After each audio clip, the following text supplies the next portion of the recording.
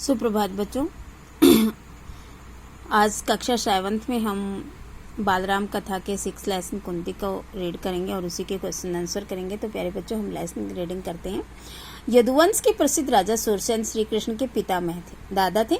इनके प्रेथा नाम की कन्या थी। उसके रूप और गुणों की कीर्ति दूर दूर तक फैली हुई थी। सूरसेन के फुफेरे भाई कुंती भोज की कोई संतान नहीं थी। सुन लो बेटा, सूरसेन के फुफेरे भाई कुंती भोज की कोई संतान न होने के कारण सूरसेन ने कुंती भोज को वचन दिया कि जो उनकी जो पहली संतान होगी वो कुंती भोज को गोद में दे देगी। लेकिन उसी के अनुसार सूरसेन ने कुंती भोज को प्रेथा गोद में दे दी। जो कुंती का नाम था वो क्या था, बचपन में प्रेथा था। पहले कुंती भोज के यहाँ आने पर प्रेथा का नाम कुंती पड़ गया। कुंती के बचपन में ऋषि दुर्वासा एक बार कुंती भोज के यहाँ पधारे। राजा के यहाँ पधारे तो कुंती ने 1 वर्ष तक बड़ी सावधानी और सहनशीलता के साथ उसकी बड़ी सेवा शुश्रूषा की। बहुत सेवा की उसकी सेवा टहल से दुर्वासा ऋषि प्रसन्न हुए और उसे उपदेश दिया कि बोले, कुंती भोज करने तुम किसी भी देवता का ध्यान करोगी तो वह अपने ही समान एक तेजस्वी पुत्र तुम्हें प्रदान करेगा। किसको वरदान मिला? ये कुंती को। इस प्रकार सूर्य के संयोग से तुम्हारी कुंती ने सूर्य के समान तेजस्वी एक सुंदर बालक को जन्म दिया। जन्मजात कवच और कुंडलों से शोभित वही बालक आगे चलकर शस्त्रधारियों में श्रेष्ठ कर्ण के नाम से विख्यात हुआ। विख्यात का मतलब प्रसिद्ध। लेकिन अब कुंती को लोक निंदा का डर था। उसने बच्चे को छोड़ देना ही उचित समझा। इसलिए बच्चे को एक छोटी पेटी में बड़ी सावधानी से बंद करके उसे गंगा की धारा में बहा दिया। बहुत आगे जाकर अधिरथ नाम के एक सारथी की नजर उस पर पड़ी। जो कर्ण का जिसने लालन पालन किया था प्यारे बच्चों, उसका नाम अधिरथ था। उसने पेटी निकाली और खोलकर देखा तो उसमें सुंदर बच्चा सोता हुआ मिला। अधिरथ निसंतान था, उसकी कोई संतान नहीं थी। बालक को पाकर वो बड़ा प्रसन्न हुआ। सूर्यपुत्र कर्ण के इस तरह सारथी के घर पलने लगा। उधर कुंती भी विवाह के योग्य हो गई। राजा कुंती भोज ने उसके लिए स्वयंवर रचा। उसे विवाह करने की इच्छा से देश विदेश के अनेक राजकुमार स्वयंवर में पहुंचे।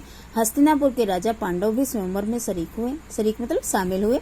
कुंती ने उन्हीं के गले में वरमाला डाल दी। महाराज पांडु का कुंती से ब्याह हो गया। वह कुंती सहित हस्तिनापुर लौट आया।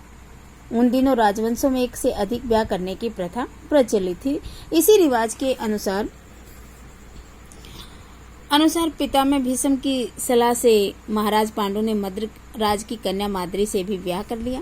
एक दिन महाराज पांडु वन में शिकार खेलने गए। वहीं जंगल में हिरण के रूप में एक ऋषि दंपत्ति भी विहार करने आए थे। विहार मतलब घूमने फिरने आए थे। पांडु ने अपने तीर से हिरण को मार गिराया। उसको यह पता नहीं था कि ऋषि दंपत्ति है। ऋषि ने मरते मरते पांडु को श्राप दिया कि ऋषि के श्राप से पांडु को बड़ा दुख हुआ। साथ ही वह अपनी भूल से खिन्न मैंने दुखी नगर को लौट आए। पितामह भीष्म ने विदुर और राज्य का भार सौंपकर अपनी पत्नियों के साथ वन में चले गए। कौन? राजा पांडव।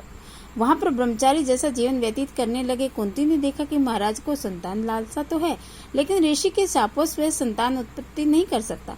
अतः उसने विवाह से पूर्व दुर्वासा ऋषि से पाए वरदानों को पांडु को जिक्र किया। उसके अनुरोध से कुंती और माद्री ने देवताओं के अनुग्रह से 5 पांडवों को जन्म दिया।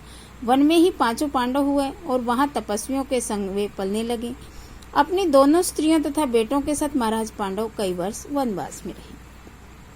बसंत ऋतु थी। सारा वन आनंद में डूबा हुआ प्रतीत हो रहा था। महाराज पांडव माद्री के साथ प्रकृति की उद्गार में सुषमा का निहार रहे थे। प्रकृति के दृश्य को निहार रहे थे, देख रहे थे।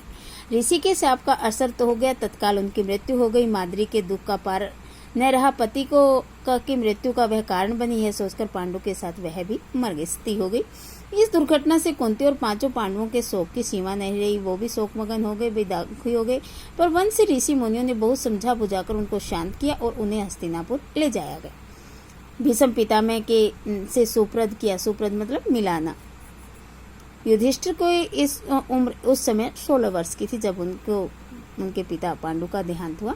हस्तिनापुर के लोगों ने जब ऋषियों से सुना कि वन में पांडु की मृत्यु हो गई तो उनके शोक की सीमा न रही। पोते की मृत्यु पर शोक करते हुए सत्यवती अपने दोनों विधवा पुत्र वधुओं अंबिका और अंबालिका को साथ लेकर वन में चली गई।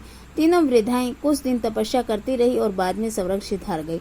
अपने कुल का जो छल प्रपंच और अन्याय होने पर थे उन्हें न देखने की संभवता उन्होंने उचित समझा। वो इसलिए वनवास चली गई। तो प्यारे बच्चों, आज हमारे ये जो लेसन था कुंती, ये हमने रीड किया। तो आज हम इसके जो क्वेश्चन आंसर हैं वो मैं आपको नोट्स के रूप में भेज दूंगी। इसके 6 क्वेश्चन बनेंगे प्यारे बच्चों। इसका पहला क्वेश्चन है कुंती कौन थी, उसका पालन पोषण किसने किया। दूसरा क्वेश्चन है कुंती ने सूर्यपुत्र को क्यों त्याग दिया। तीसरा क्वेश्चन बनेगा बेटा सूर्यपुत्र का क्या नाम था, उसका पालन पोषण किसने किया। महाराज पांडु को किसने श्राप दिया था, क्यों, और महाराज पांडु की मृत्यु कैसे हुई। तो प्यारे बच्चों ये हमारे क्वेश्चन है, आपने अच्छे से इनको याद भी करना है और कॉपी में लिखना भी है। धन्यवाद। Have a nice day.